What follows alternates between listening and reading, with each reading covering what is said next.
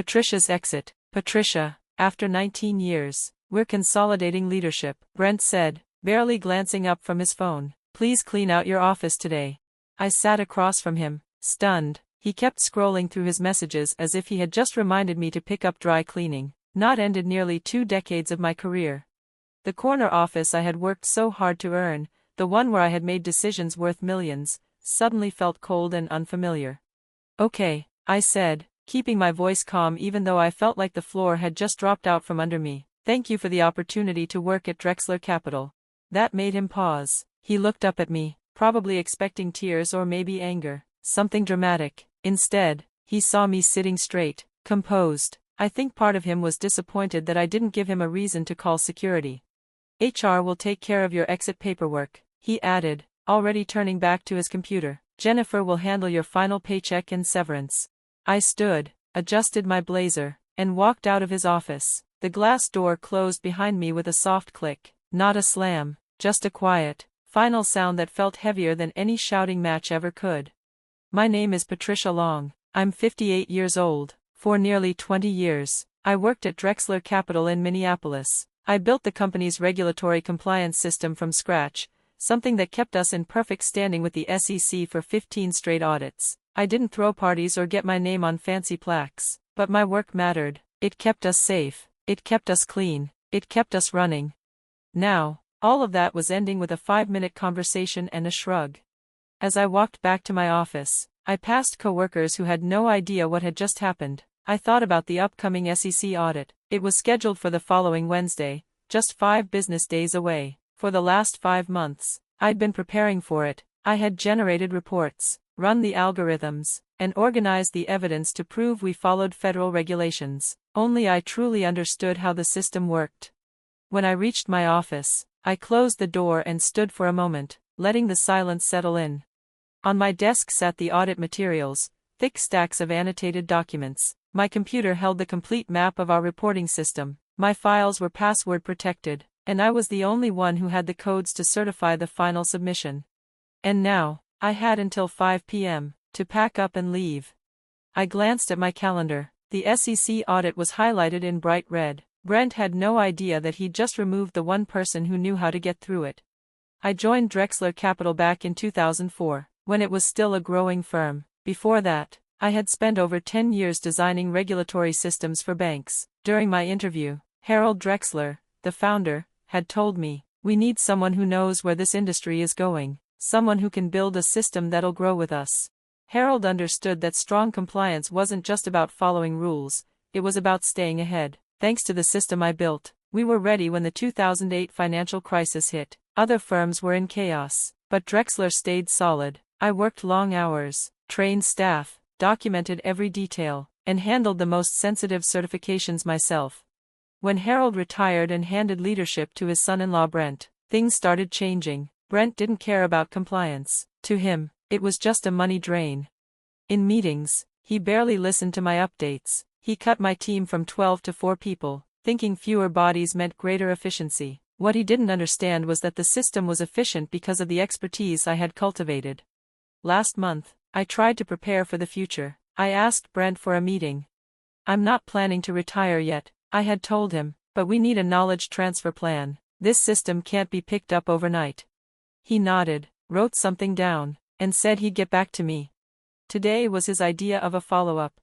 Back in my office, I looked at the photos on my desk, my husband Thomas, our daughter Elaine, and Max, our golden retriever. They would understand. They had seen the way the company culture was shifting. It used to be about integrity, now it was about appearances.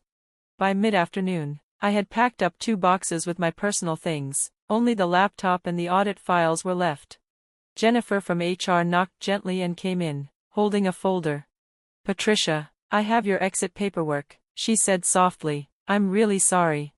She was young, early 30s, and had only been with the company a few years. She couldn't fully understand what this moment meant to me, but I appreciated the kindness in her voice. "Thank you, Jennifer," I said, accepting the folder.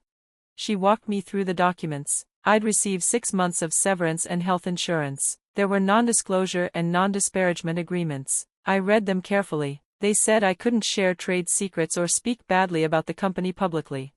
but they didn't say I had to help them when the audit train crashed into a wall. I do have one question, I said, pointing to the audit materials on my desk. Should I leave these?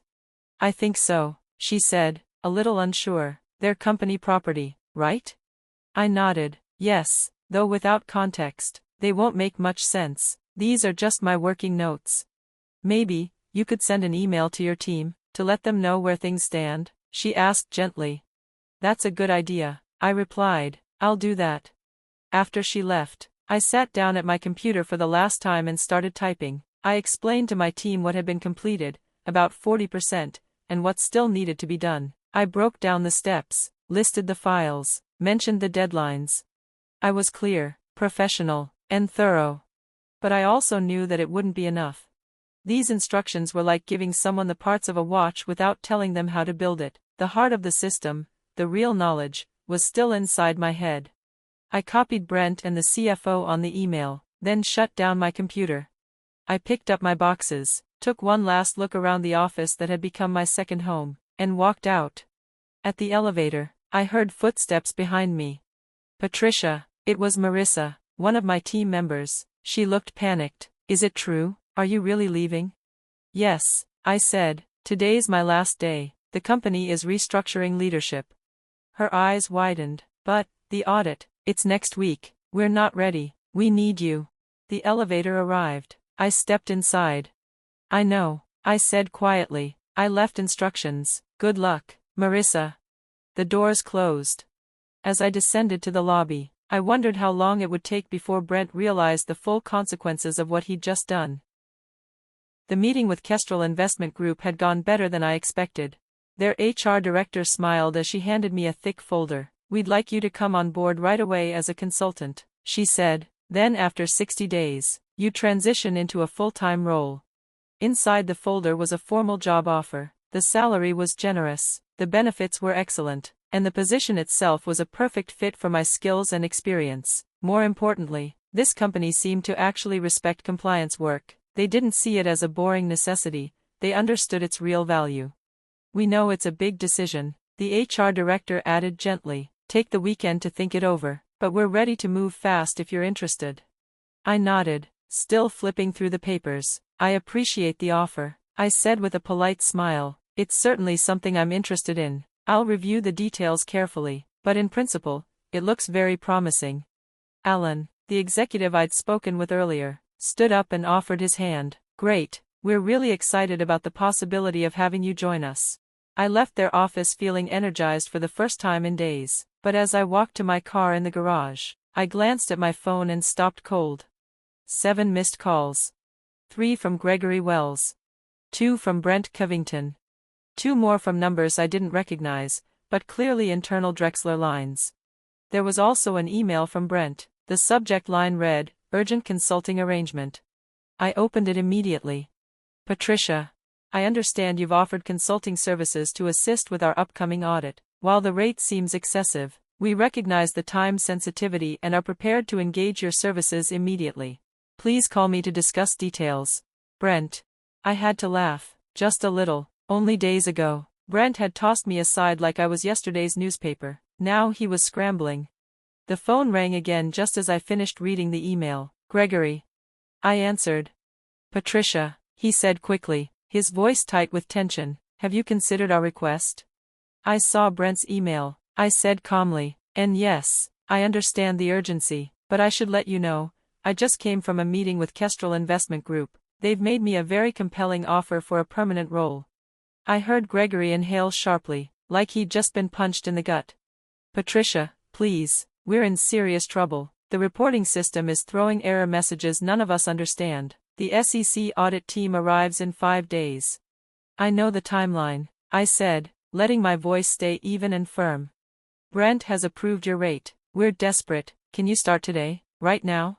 I paused, letting him sweat a little. Then I said, I have a prior commitment this afternoon, but I can start Monday morning, 8 o'clock sharp. That gives us Monday and Tuesday, he muttered, probably doing the math in his head. Just 2 business days before the audit. Yes, I replied, without emotion. That's correct. Monday morning came. The panic at Drexler Capital had clearly reached a boiling point. Over the weekend, they'd called and emailed me constantly, 17 calls, 15 emails. I only replied once, confirming I'd be there at 8 a.m. Monday with a signed consulting contract in hand. When I entered the building, Roberto, the security guard, looked confused. "MS. Long, I thought you left the company last week." "I'm here as a consultant today," I said with a smile, showing him the visitor pass Gregory had arranged for me. "Oh, well, things have been chaotic since Thursday. Mr. Wells was in here all weekend." I rode the elevator to the 14th floor, carrying only a small portfolio and my purse, no laptop, no briefcase. I was no longer part of Drexler. I wore a sharp, tailored charcoal gray suit with fine pinstripes, newly bought over the weekend. A subtle signal, I wasn't their employee anymore. I was a professional brought in to clean up their mess. The office was buzzing, too many people already at their desks. Tension hung in the air. As I walked past the rows of cubicles, Marissa, one of my old team members, spotted me and rushed over. "Patricia, thank God, it's been a total disaster. The whole system's crashing." "Good morning, Marissa," I said in a calm, professional voice. "I understand there are some challenges." She looked startled by my distance, but before she could say anything more, Gregory appeared and motioned for me to follow him. "Patricia, thank you for coming," he said quickly. "Everyone's waiting." Inside the conference room sat Brent, Gregory, the rest of the compliance team, and 2 IT specialists. Brent looked haggard, his shirt was wrinkled, and he had dark circles under his eyes. "We need to start immediately," he said flatly. "The audit is tomorrow." "Wednesday," I corrected him smoothly. "The SEC arrives Wednesday at 9 a.m. Gregory nodded. "Which means we only have today and tomorrow." I placed my portfolio on the table and pulled out the consulting agreement. "Before we begin," I said, "this needs to be signed. The agreed rate is $1,200 an hour. I'll work 20 hours between today and tomorrow. That's $24,000. I'll need payment processed up front." Brent's jaw clenched, but he nodded, and Gregory took the paperwork from me. "We'll handle it right now," Gregory said. "Can you help us figure out what's going wrong?" I turned to the large wall monitor. It displayed the compliance dashboard. Nearly every module was flashing with red error messages. "This is the system doing what it was designed to do," I explained. "It uses something called progressive verification. Each section of the reporting system has checkpoints. If those aren't completed and authenticated on time, the system locks itself down to prevent bad data from being submitted." Brent stared at the screen, pale. "And you're the only one with those authentication codes." "That's right," I said without apology. "It's a security feature we implemented years ago. You approved it. It keeps internal tampering from happening, something the SEC really likes. By the way." Silence filled the room. Everyone was realizing the same thing at once. Without me, the entire system was frozen. Without me, Drexler couldn't produce the audit documents. "What happens?" a junior team member asked nervously, "if we can't give the SEC the reports?" Gregory glanced at Brent. Brent stayed quiet. "At the very least," Gregory said slowly, "we'll face major fines. Worst case scenario, they restrict our trading until they finish an investigation." I gave them a polite smile, opened my laptop, and said, "Shall we get started?"